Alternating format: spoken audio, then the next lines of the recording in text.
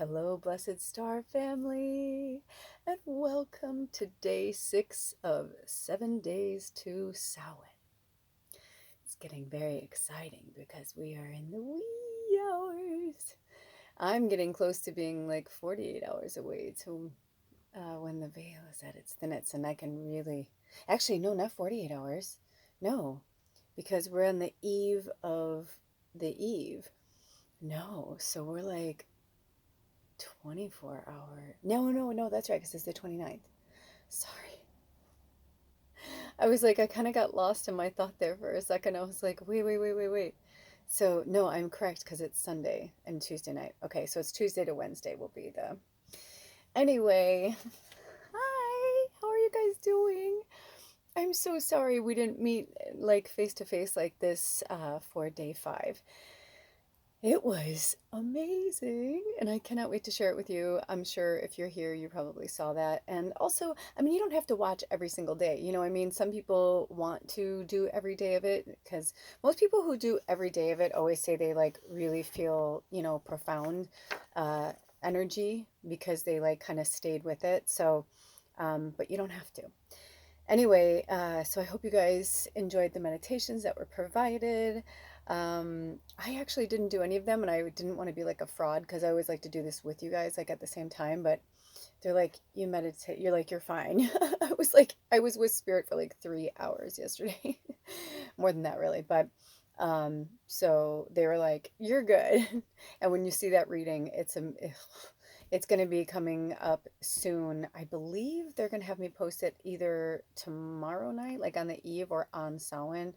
It could even be at the end of the eclipse season because now that I think about it, I don't know. They haven't told me. So I don't want to waste time talking about that. I've already wasted 2 minutes and we only have 20 minutes together today. So, with that being said, day 6, here are our themes for today: gratitude and joy, part 2, which is interesting because when it was from the music I was listening to, but it said part 2. And so I was like, okay. I wasn't going to use it, but then they were like, no. And then I was like, I don't understand. But then when I started putting it together, I understood what they were saying. So they were saying, like, this is part 2 of eclipse season, right? Because eclipse season happens every 6 months. And if we go by a year, then twice a year we have eclipse season. So this is part 2. So that's kind of cool. So if you can go back to the 6 months ago during the eclipse season and kind of like see where you were at, and maybe there's something there that is coming for you again. And it's like, certain things are going to keep coming up. It's almost like Mercury in retrograde, but it's a lot more intense because it's dealing with the shadow. So, how was your full moon, you guys? How was the eclipse energy for you? It was so intense for me. So, but I enjoyed every second of it. I mean, when I was doing the readings, I felt like I was electrified, like in ways that as a medium. And anyway, I'm just really, really, really connected right now. So, with that being said, in real time, it is the waning gibbous energy, right? Because we had the full moon yesterday, and the waning gibbous is the 6th moon phase, and it's also what they consider the reflect and release phase, which ties into our theme for today, which is working with our friend, our pally, the owl. So, our our angel number today is 2022, and it could also mean something for you guys for a year. Like what was going on for you in 2022? Like, was there something that was going on that you know maybe that's coming back up again, and you're like, spirit's like, yeah, because it's gonna keep coming for you until you deal with it. So interesting. Okay, and then the other thing that came through was right before I started this, I had some music on, and it was Jaded by Miley Cyrus. So your mission, should you choose to accept it, is listen to Jaded by Miley Cyrus. The one sign she's like, or one part she says, I'm sorry that you're jaded. She's like, I could have taken you places. I don't know who she's talking about. Somebody said it's actually not about Liam, but either way, I really like that because I'm sorry that you're jaded. I could have taken you places. I feel like that could be for anybody, a lover, a friend, a family member, maybe they're jaded because, you're in a place or they're not, or you know what I mean? And but you were like trying to help them. I've had many clients over the years who've kind of just faded away. Some were clients that became friends, some were friends that became clients, and either way, a lot of it was because of the Groundhog Day. I was like, I love you, but I can't keep hearing the same. I think if someone's just over and over telling you the same thing over and over, you're like, yes, but nothing ever changes if nothing ever changes. So, yeah, you want to be a good friend and you want to be supportive and you want to listen, but at the same time, it's like, you know, without sounding judgmental or, arrogance. I'm tired. My little darkness is seeping in. But it's like enough is enough. And I'm only acting that way and being that way because I've watched so many people change their lives, and I've watched so many people blame other people for why their lives aren't changing. And, and the blame could be, even victim, whatever. But that's not going to get you anywhere. And that's what I feel like Maya was trying to say. She's like, I'm sorry that you're jaded, but look at me, like I'm just living my best life. And, maybe they were afraid to live and she was trying to help them. By the way, this owl feather is from our property. An owl I know there's an owl here, I've heard them. And they've left 2 feathers for us, for my husband and I. So let's jump into the owl. So basically, before we start, they just wanted to say, so they want us to not be jaded or look back on whatever way that, it's like, and we love them, right? Because they're where they're supposed to be. They're going to figure it out in their own time. And remember, some people in this lifetime will never, ever change. That's why it's almost like a death and a rebirth, right? Like you need to like die from that life, like, or let that life die so that you can rebirth into another life, because otherwise it's just going to be the same thing, and it's not going to be a happy existence for you. So once we get rid of that, then we can live in the gratitude and the joy. But sometimes we have to be grateful. We've been talking about this week. Sometimes you have to be grateful for where you are so that you can get to where you need to be. So the owl, they have like little poems and all that. But before I get there, I have to show you that it's also number 21, which, I mean, we've been talking, I'm sorry, I'm not good with the lighting. We've been talking about 21 and 12 and 21 and 12 and all that. I'm like, what? I don't think I remembered that the owl was 21. And when we started this, we were talking about the owl. So really wild, which is also the number 3. So they have these little poems, right? And this one says, owl, magic, omens, time and space. Does the truth emerge, casting out deception, silent flight, sacred medicine bird. Sounds like more like a haiku or something. I don't know. I'm like, well, I don't remember exactly what the rules are for a haiku, but that just what came out of my mouth. I apologize. I have had way too much cacao. And this is me. This is like, those, ever see those like funny movies where like the kids had too much sugar or whatever? That's like me right now. It's like, my body doesn't like caffeine, but I was making homemade edibles and all this stuff today, so I'm kind of all over the place. But it was really fun because I'm getting prepared for Samhain.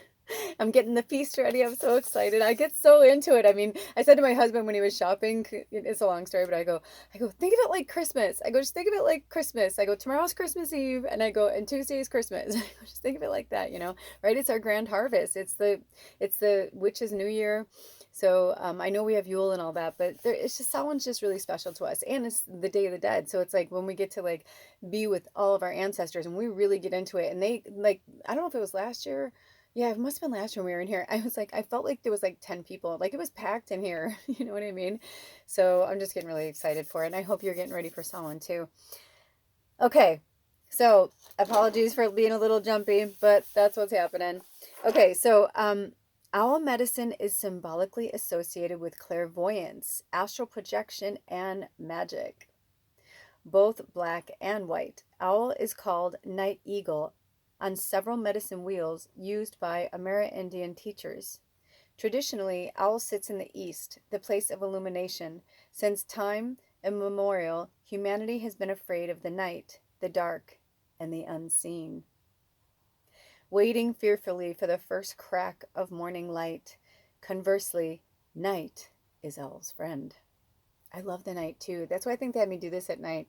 Plus, I was like, I'm like, day 6. I'm like, it's almost, I'm like, some people won't even see this till, tomorrow, which would be like, but that's the whole point. So when it finishes, it'll be kind of like on Samhain. So I don't know how it's all going to work out, but anyway, it's just so much magic. I can feel it. I love it. I am a night owl. Hoo hoo. So, owl hunts its prey at night. Not only can owl see in the dark, it can accurately pinpoint, and identify any sound. This gives it a great advantage when seeking food. Owls are the high night. Excuse me. It's so dark. I gotta bring the candle in. Owls are the night hunters. Some native people are fearful of owl and call its feathers deceiver feathers. An owl feather is silent. You cannot hear owl when it flies, but its prey definitely knows when it strikes, for its beak and talons are razor sharp. Owl is oftentimes the medicine of sorcerers and witches, blessed be. If owl is your medicine, you will be drawn to magical practices and perhaps explore the dark arts. You should resist any temptation to practice black magic or any art that takes energy away from another person or being. If you have owl medicine, these night birds will have a tendency to collect around you, even in the daytime, because they recognize a kinship with you. Is it any wonder that in many cultures, I'm sorry, is it any wonder? I couldn't help it. David Bowie. Is it any wonder that in many cultures, owl is a symbol for wisdom? This is because owl can see that which others cannot, which is the essence of true wisdom. Where others are deceived, owl sees and knows what is there. Athena, the Greek goddess of wisdom, had a companion owl on her shoulder, which revealed unseen truths to her. Owl had the ability to light up Athena's blind side, enabling her to speak the whole truth, as opposed to only a half truth. Okay, I can't make this up. I mean, I could, but it wouldn't even. Can you guys see the page number? 121. So ones, 12s, and all that, but also 4, 2, 121 is 4. We talk about balance. There are no accidents. Drink some water. I don't know about you guys, but well, I've also been craving. I feel like in those movies where like, the species will crave something like sugar or something like they have to have. That's been me. Like I've been craving like sweet things and chocolate, and it's been very interesting. It's almost like the more healthy I'm eating, the more my body is like wanting like fun little treats. It's kind of cute. If owl is your personal medicine, no one can deceive you about what they are doing, no matter how they try to disguise or hide it from you. That's right, because we're telepaths and mediums, right? You may be a little frightening to be around since so many people have ulterior motives which you see right through. If you are unaware of your medicine power, you may take your keen insights and abilities for granted. Others never do. You may frighten them and reflect their blindness, for you cannot be fooled. Owl medicine people know more about an individual's inner life than that person knows about herself or himself, their self. If you have pulled the owl card, you are being asked to use your powers of keen, silent observation to intuit some life situation. Owl is befriending you and aiding you in seeing the dreams or meditation. Oh, excuse me. That just flew together. Get it? Owl flew together. If you have pulled the owl medicine, you are being asked to use your powers of keen, silent observation to intuit some life. Intuit means like to intuitively like look into like some life situation. Owl is befriending you and aiding you in seeing the total truth. Okay, so who, wait, right? Like what's going on? What truth are we not seeing right now? Owl can bring you messages in the night through dreams or meditation. Pay attention to the signals and omens. The truth always brings further enlightenment. Yes. And I'm going to read the contrary. I don't always, but I'm getting this vibe like that we need to hear it right now. At least one of us does. It says, if you have owl upside down in your cards, you have been greatly deceived by either yourself or another. Perhaps witchcraft or black magic is being used against you, or maybe you are using witchcraft or sorcery to aid you when you should be praying and asking the Great Spirit for guidance. The message is to befriend the darkness inside yourself. Look deeply, and soon the bright light of dawn will illuminate you. Then ask yourself what you are in the dark about. How and by whom are you being deceived? Have you lied to yourself about someone or something? Are you being greatly deceived or just slightly deceived? Owl tells you to keep an eye on your property and your loved ones. Remember that Owl is always asking, who? Right? Woo-hoo! Woo-hoo! So interesting. I want to go back. I have to keep checking on the time. Because something really struck me back here.